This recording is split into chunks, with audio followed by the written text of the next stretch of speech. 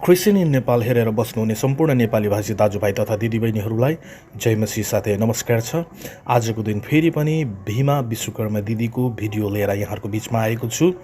विगत केही महिनादेखि हामीले भीमा विश्वकर्मा दिदीको विषयमा गम्भीर भएर सोचिरहेको छौँ, प्रार्थना गरिरहेको छौँ र यहाँहरू कतिजनाले सहयोग पनि गर्दै आउनुभएको छ। यहाँहरूलाई हृदयदेखि धन्यवाद दिन चाहन्छु।